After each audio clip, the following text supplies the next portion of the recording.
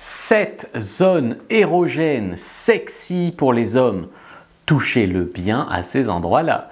Bonjour à toutes, c'est Fabrice Julien, coach et auteur, expert en séduction depuis 2010, notamment auteur du livre Le guide de la bonne amante pour les femmes. Et dans cette vidéo, on va parler un petit peu zone érogène. Alors j'ai hésité à faire une seule vidéo sur une seule zone érogène, dire ah, c'est bon, touchez-lui la bite et puis c'est fini. Mais je me suis dit que c'était nul. Et donc du coup, 7 zones érogènes maintenant. La première dont j'ai envie de vous parler, les amis, ce sont les lèvres de l'homme. Les lèvres de l'homme. Vous voyez, il y a plusieurs manières dont vous pouvez stimuler les lèvres de l'homme. Vous pouvez lui dire chut, un doigt sur la bouche. Bien sûr, vous pouvez l'embrasser. Il y a beaucoup de choses que vous pouvez faire en fait avec les lèvres d'un homme. Les scientifiques ont longtemps débattu pour essayer de savoir pourquoi les êtres humains s'embrassent. Pourquoi est-ce qu'on s'embrasse? On remarque que, bon, pas toutes les cultures sur la Terre s'embrassent, mais environ 90% des cultures sur la Terre s'embrassent sur la bouche. Alors pourquoi?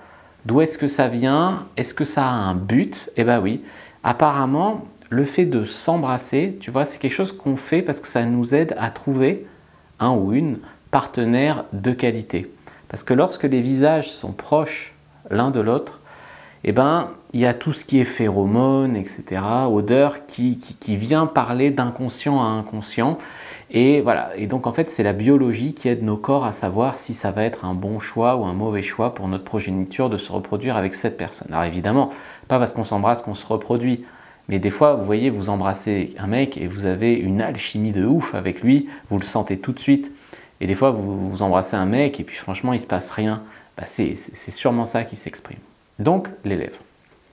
Deuxième zone érogène, les amis, le visage et notamment, vous voyez là, les oreilles. Et oui, le visage et les oreilles. Essayez de toucher son visage pour tester sa réaction. Et s'il répond bien, par exemple, je sais pas moi, t'es mignon quand même, et s'il répond bien, ben là vous pouvez l'embrasser. Est-ce que vous savez qu'une enquête a révélé que les oreilles étaient placées juste derrière le scrotum en termes d'endroits qui, une fois touchés, font atteindre à l'homme le plus haut degré d'excitation pendant les rapports sexuels. Donc ça c'est un petit truc que je vous donne, n'hésitez pas à lécher ou toucher ses oreilles parce que c'est quelque chose qui peut exciter beaucoup d'hommes. Alors les amis, en numéro 3, qu'est-ce que je peux vous proposer les amis? C'est le cou. Le cou les amis. Donc on continue à descendre.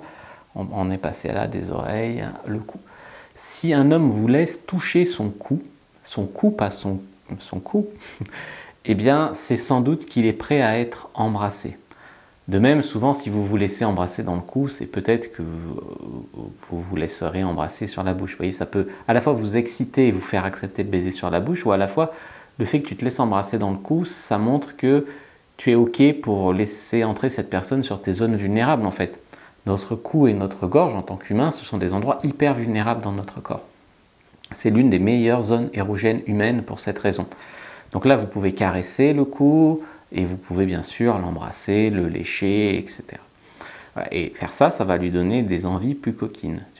Ce n'est pas forcément la zone la plus fragile chez tous les êtres. Il y a des êtres, c'est le ventre. Par exemple, on dit que si un chien te laisse toucher son ventre, c'est qu'il te fait confiance. En même temps, le cou d'un chien musclé de ouf, voilà. Bah, chez les hommes, c'est le cou. Ensuite, les amis, les mains et les doigts.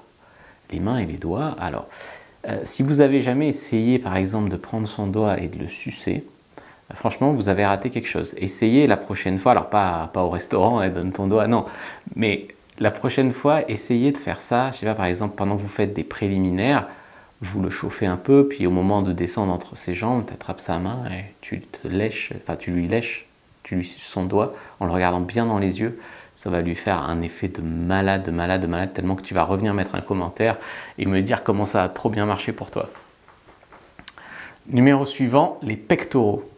Alors, je ne sais pas si vous avez déjà réfléchi à ça, mais les mamelons, d'accord, les mamelons au bout des pectoraux, c'est quand même relativement inutile pour les hommes. Pour les femmes, oui, c'est utile parce que tu peux nourrir le bébé avec, mais pour les hommes, les mamelons, ils servent à rien, ils servent à que dalle. Et pourtant, l'évolution les a gardés. L'évolution, pourtant, elle garde que des choses utiles normalement. Bien sûr, elle les a gardés parce qu'il faut qu'on garde l'empreinte génétique en nous pour, si on fait une fille, qu'elle puisse avoir des mamelons. Et également parce que pour la sensualité, c'est pas forcément inutile. Et du coup, alors c'est un peu qui tout double, il y a des gars qui n'aiment pas du tout qu'on leur approche les mamelons, les tétons, et il y a des gars qui vont vraiment adorer ça de ouf, se faire caresser ou lécher leurs tétons. Et il y en a d'autres qui vont être trop sensibles, trop chatouilleux, ou tout simplement qui vont pas aimer ça. Zone suivante, les amis, le dos et les fesses. Le dos et les fesses, par exemple, vous pouvez dire, je vais te faire un massage parfaitement innocent, tu vois ce que je veux dire, un massage innocent. Et si vous voulez que ce massage innocent ait de grandes chances d'être coupable, donc de déraper, eh ben dites-lui de se retourner et puis vous massez un petit peu les muscles de son dos et vous descendez jusqu'à ses fesses. Ce qui ne veut pas dire que vous devez toucher son anus. Je parle des fesses, d'accord? La différence, des fois on dit le cul, on ne sait même pas de quoi on parle. Là je te parle des fesses, d'accord? Le muscle des fesses, la courbe, la zone des fesses. Ça c'est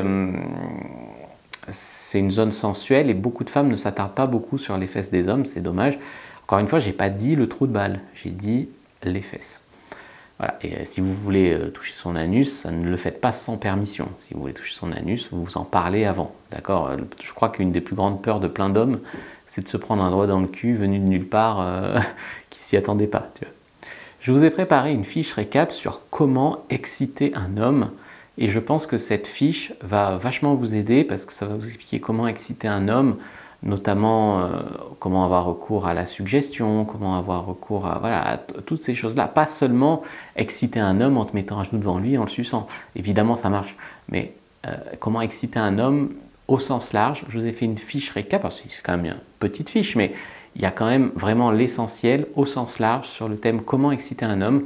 Donc, par exemple, prochaine fois que vous allez avoir un rendez-vous, vous avez envie que ça dérape, vous avez juste besoin de relire cette fiche et vous n'avez pas besoin de revoir les 10 vidéos que j'ai fait sur le thème exciter un homme parce que vous avez l'essentiel et le fait de relire l'essentiel, ça va vous faire revenir tout ce que je vous ai expliqué sur ce thème-là depuis si longtemps.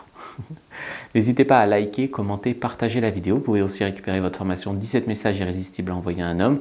Et il y a aussi un guide comment exciter un homme sans passer pour une fille facile que je vous offre dans la description de la vidéo. Donc ça c'est un petit e-book, c'est pas pareil que la fiche. Ça c'est un petit e-book que j'avais fait en 2017 ou 2018 et que du coup j'ai gardé et que j'ai retrouvé et que du coup je vous donne comme ça si vous le voulez le télécharger. Je vous dis à bientôt et que le dieu de la séduction soit avec vous les amis.